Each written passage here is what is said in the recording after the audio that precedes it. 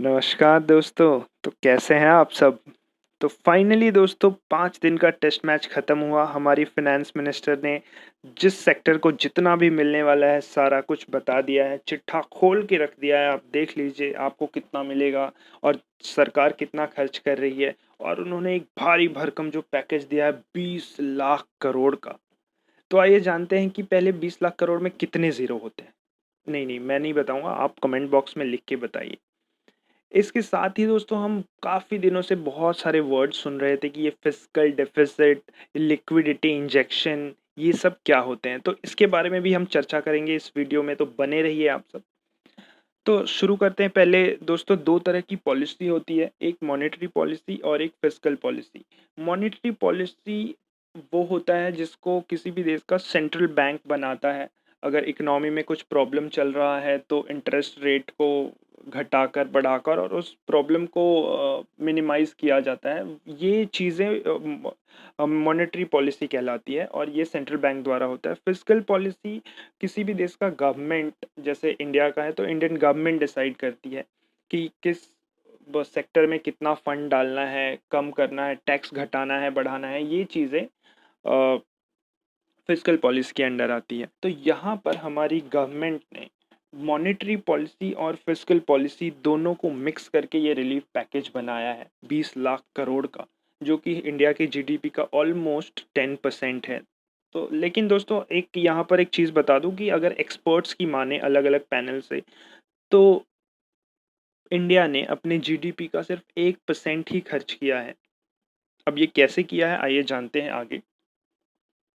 इसके पहले हम ये देख लेते हैं कि बाकी के कंट्रीज़ ने कितने का रिलीफ पैकेज दिया है। तो दोस्तों यूएस ने 14.3% उसके जीडीपी का स्पेंड किया है फिस्कल मेजर्स पे। जापान ने 21.1% जीडीपी का स्पेंड किया है फिस्कल मेजर्स पे। जर्मनी ने 4.9% स्पेंड किया है। चाइना ने 3.8% स्पेंड किया है फिस्कल। तो आइए देखते हैं कि 20 लाख करोड़ का कैलकुलेशन क्या है। तो यहाँ पर दोस्तों आरबीआई ने जो 8 लाख करोड़ का लिक्विडिटी इंजेक्ट किया है, पहले वो 20 लाख करोड़ में से कम कर दीजिए। अब आरबीआई ने 8 लाख करोड़ का लिक्विडिटी इंजेक्ट कैसे किया? तो यहाँ पर दोस्त रेपो रेट और रिवर्स रेपो रेट से होता है। जैसे कि रेपो रेट वो होता है जिस रेट पर आरबीआई बाकी के बैंकों को लोन देती है, और रिवर्स रेट रेपो रेट वो होता है जिस रेट पर सारे बैंक आरबीआई में अपने पैसे रखते हैं। तो उसने रेपो रेट को कम कर दिया ताकि बैंक्स आरबीआई से पैसे उठा सके और वो फिर बैंक्स लोगों तक पहुंचा सके उन पैसे को, ऑब्वियसली लोन्स के थ्रू। तो ये 8 लाख करोड़ का लिक्विडिटी इंजेक्शन आरबीआई ने किया। तो आप 20 लाख करोड़ में से 8 लाख करोड़ हटा दो, बचे 12 लाख करोड़। अब 12 लाख करोड़ में से गवर्नमेंट ने जो पहले अनाउंसमेंट किए थे, वो भी उन्होंने उसमें ऐड कर दिए थे। तो वो जो उन्होंने पहले गरीब कल्याण पैकेज हेल्थ सेक्टर में टैक्स कंसेशन में वो जो 1,92,800 का किया था, वो भी उन्होंने उसमें ऐड कर दिया था। तो अब 12 लाख करोड़ में से आप ये भी निकाल दो तो बचे 10 लाख करोड़ के लगभग। अब 10 लाख करोड़ में ये जो फाइनेंस मिनिस्टर ने 5 दिन का ये टेस्ट इनिंग खेला है, उसमें देखते हैं कि हर दिन उन्होंने क्या-क्या दिया है। तो दोस्तों पहले दिन फाइनेंस मिनिस्टर ने MSME sector, NBFC, power sector को 5,94,550 करोड़ रुपए का पैकेज दिया। दूसरे दिन माइग्रेंट्स को फूड सप्लाई, फिर लेबर्स के लिए 2 महीने तक फ्री राशन, स्ट्रीट वेंडर्स के लिए एक स्पेशल लोन, माइग्रेंट्स, किसान क्रेडिट कार्ड से 2 लाख करोड़ का लोन, फिर नाबार्ड, मुद्रा, ये सब मिला के 3,10,000 करोड़ का एक पैकेज दिया। फिर तीसरे दिन एग्रीकल्चर को दोस्तों 1 डेढ़ लाख करोड़ का एक पैकेज दिया गया। चौथे और पांचवें दिन मनरेगा को और वायबिलिटी गैप फंडिंग एक इंफ्रास्ट्रक्चर प्रोजेक्ट को 8,100 करोड़ का फंडिंग दिया गया। अगर आप दोस्तों इसको टोटल कर दें तो 20,97,053 करोड़ रुपए होते हैं। लेकिन अगर आप देखें कि इसमें लोन्स कितना है और आपको कितने मिलेंगे, तो लोन्स इसमें दोस्तों अगर आप लोन्स कैलकुलेशन करें तो पहले तो 8 लाख करोड़ का वो आपका लोन हो गया लिक्विडिटी इंजेक्शन। फिर आप ये पावर सेक्टर को, एमएसएमई सेक्टर को जो मिला है 3 लाख करोड़ का एक कोलेटरल फ्री लोन, फिर 90,000 का एक लोन वो निकाल दें। फिर यहाँ पर किसान क्रेडिट कार्ड के तहत 2 लाख करोड़ का लोन आप ये निकाल दीजिए।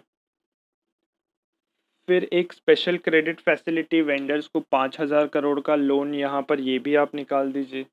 तो ये सब मिला के दोस्तों लोन का अमाउंट बहुत ज़्यादा है, और एक्चुअली में अगर एक्सपर्ट्स की माने इसमें अगर आप देखें तो ये जो आपका ईपीएफ रेट्स उन्होंने कम किया है, वो हमारे ही पैसे हैं जो हमें वापस वो दे रहे हैं कि आप की मार्केट में और पैसा जनरेट होगा, लिक्विडिटी बढ़ेगी। ऐसे ही टीडीएस में वो अभी कम काट रहे हैं, क्या पता आगे जाकर वो पूरा वसूल कर लें। तो ये हमारे ही पैसे हैं जो हमें अभी या बाद में देने पड़ेंगे, या अभी मिल रहा है तो बाद में नहीं मिलेंगे वैसा। तो हाँ, इसमें कुछ अच्छी चीज़ें जो है वो है, मनरेगा में उन्होंने 40,000 करोड़ दिया है, ये और बढ़ाना चाहिए इन्हें ताकि वहाँ और रोज़गार उपलब्ध हो सके। और दूसरा ये जो लेबर को ये फूड प्रोवाइड करा रहे हैं, फ्री फूड सप्लाई कर रहे हैं 3500 करोड़ का, ये एक अच्छी चीज़ है। तो दोस्तों अगर एक्सपर्ट्स की माने, बहुत सारे एक्सपर्ट्स ने अपने सुझाव दिए हैं, तो ये जो एक्चुअल फिजिकल डेफिसिट हो रहा है गवर्नमेंट को, वो कहीं ना कहीं 2 लाख से 2,70,000 करोड़ तक ही हो रहा है, जो कि लगभग 1% ऑफ जीडीपी है इंडिया का, और उससे ज़्यादा नहीं हो रहा है।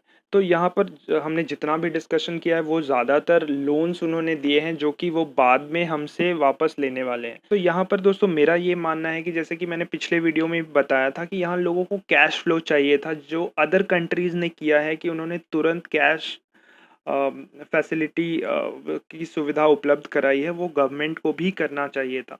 लेकिन इन्होंने यहाँ जो पैकेज दिया है उसमें ज़्यादातर आप देखें तो लोन्स है जो आपको अभी देना है, शायद 1% कम पे मिल जाए या 2% कम पे मिल जाए, बट बाद में आपको वो लोन्स देने हैं। दोस्तों हमारी कंडीशंस अभी ये है कि सैलरी नहीं है, ऑलरेडी हमारे पास लोन है, बहुत लोगों के पास जिनकी कंपनी है उन्होंने ऑलरेडी लोन ले रखे हैं, और अगर लोन लेंगे तो उनकी कंडीशन फिर और ख़राब हो जाएगी।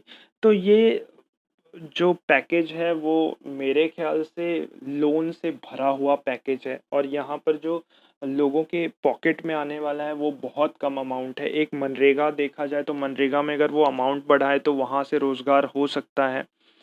फिर one nation one ration card वाला अगर वो अच्छे से इम्प्लीमेंट करे तो वो भी एक अच्छी चीज़ है।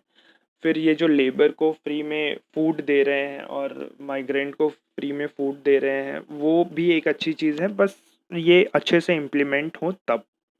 तो ओवरऑल मेरा टेक यही था दोस्तों इस पे। आप क्या सोचते हैं आप बताएं हमें कमेंट बॉक्स में, और थैंक यू।